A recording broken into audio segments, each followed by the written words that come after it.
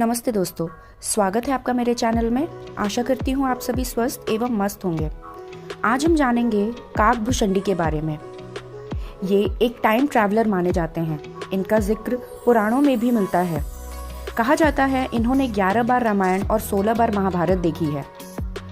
तो कैसे किसी ने 11 बार रामायण या 16 बार महाभारत देखी होगी? आइए समझते हैं। दरअसल हमारे सौरमंडल में एक हमारी पृथ्वी है, चांद है, सूर्य है और अन्य ग्रह हैं। वैसे ही हमारे ब्रह्मांड में कई सौरमंडल होंगे जिनकी अपनी पृथ्वी, सूर्य, चांद, ग्रह आदि होंगे। अब हर सौरमंडल का समय अपने आगे या पीछे के सौरमंडल की अपेक्षा आगे या पीछे चल रहा होगा। तो आइए काकभुशंडी की कहानी से ये समझते हैं कि यदि कोई इंसान अमर हो और हर सौरमंडल में जाने के काबिल हो तो वह क्या अनुभव करेगा। चलिए शुरू करते हैं। संत तुलसीदास ने रामचरितमानस के उत्तरकांड में लिखा है कि काकभुशंडी परम ज्ञानी राम भक्त हैं। जब भगवान राम माता सीता को रावण से बचाने के लिए लंका आए थे, तब रावण के पुत्र मेघनाद से उनका युद्ध हुआ। युद्ध के दौरान एक ऐसा समय आया जब मेघनाद ने भगवान राम को नागपाश से बांध दिया। देवर्षि नारद के कहने पर गरुड़, जो कि सर्वभक्षी थे, जिन्होंने नागपाश के सभी नागों को प्रताड़ित कर भगवान राम को नागों के बंधन से छुड़ाया तो था, लेकिन वहीं भगवान राम के नागपाश से बंध जाने के कारण गरुड़ को भगवान राम के परब्रह्म होने पर संदेह हो गया।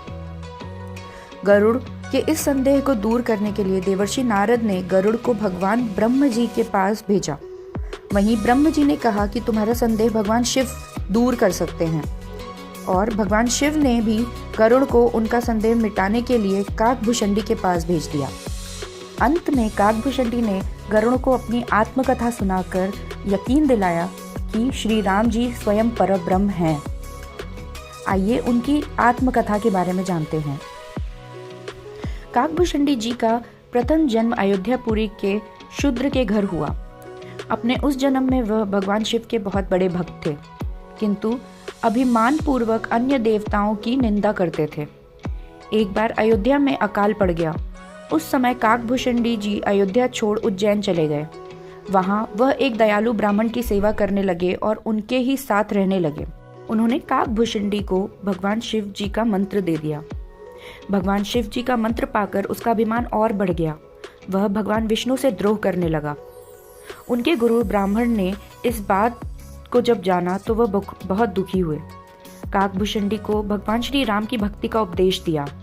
एक बार उस शूद्र ने भगवान शिव के मंदिर में अपने ही गुरु का अपमान कर दिया, जिसके बाद भगवान शिव ने आकाशवाणी कर उसे श्राप दिया और कहा कि हे पापी, तूने अपने गुरु का अपमान किया है, इसलिए तू सर्प की अधर्म योनि में चला जा।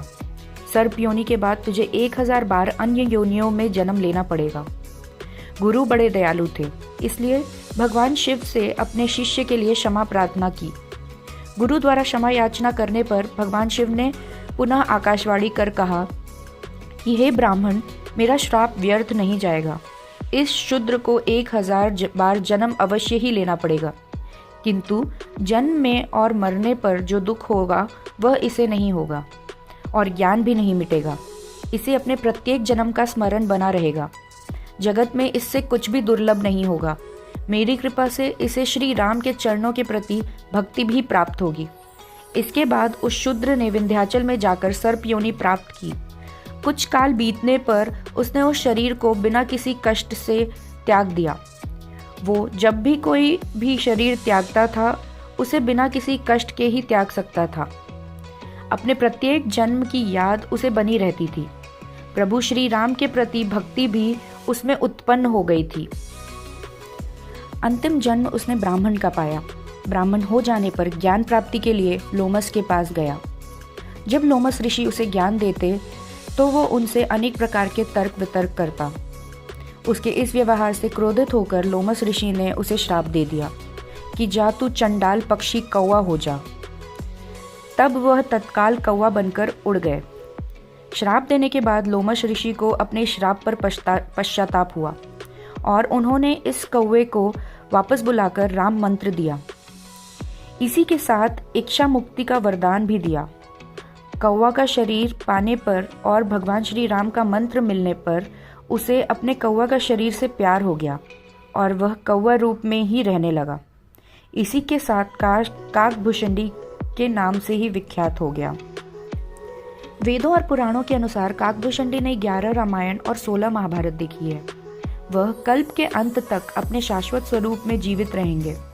भगवान राम ने ही काकभूषणी को अमर बनाया था। कौवे के रूप में अपने एक जन्म के दौरान काकभूषणी की मुलाकात बालक राम से हुई। प्रभु खेल रहे थे और उसने उसे पकड़ने की कोशिश की। समय आने पर काकभूषणी को भगवान के मुख के दर्शन हुए। उनके मुख में आकाश गंगाओं का ब्रह्मांड को देखने के बाद काकभूषणी ने भगवान राम से दूर उड़ना बंद कर दिया और उनके पास लौट आए। काकभूषणी ने जगन्नाथ भगवान राम को पहचाना और उनको ना पहचानने की क्षमा भी मांगी। भगवान ने उन्हें दिव्य मुस्कान दी और काकभूषणी से उनकी इच्छा पूछी। काकभूषणी ने कहा कि वह भगवान राम के प्रति अपनी भक्ति हमेशा हमेशा के लिए अदा करना चाहते हैं। काकभूषणी के प्रेम और समर्पण से प्रसन्न होकर भगवान राम ने उन्हें आशीर्वाद दिया कि काल काकभूषणी को नहीं मार सकता और वह इस कल्प के अंत तक जीवित रहेंगे। कल्प यानी ब्रह्मांड। जब तक यह दुनिया रहेगी काकभूषणी का अस्तित्व बना रहेगा। इसीलिए उन्होंने 11 बार रामायण और 16 बार महाभारत देखी है। लोग यह भी मानते हैं कि उन्होंने अलग अलग कल्पों में अलग अलग रामायण और अलग अलग महाभारत देखी है, जिसके एंडिंग्स एक दूसरे से बिल्कुल अलग होने की भी संभावना है। तो ये थी हमारे टाइम ट्रैवलर काकभूषणी की कहानी, जो आज भी हैं और आने वाले समय जब तक ये दुनिया ख़त्म नहीं हो जाती तब तक रहेंगे। आशा करती हूँ आपको ये कहानी अनोखी लगी हो। आज आप कुछ नया जाने होंगे। अगर आप मेरे चैनल पर नए हैं तो प्लीज़ इसे सब्सक्राइब कर लें और अपने फ्रेंड्स और फैमिली के साथ ज़रूर शेयर करें। अगर आपको इस कहानी से रिलेटेड कुछ नया पता है तो हमें कमेंट करके ज़रूर बताइएगा। हम जल्द ही वापस आएंगे कुछ नया लेके। तब तक के लिए नमस्कार।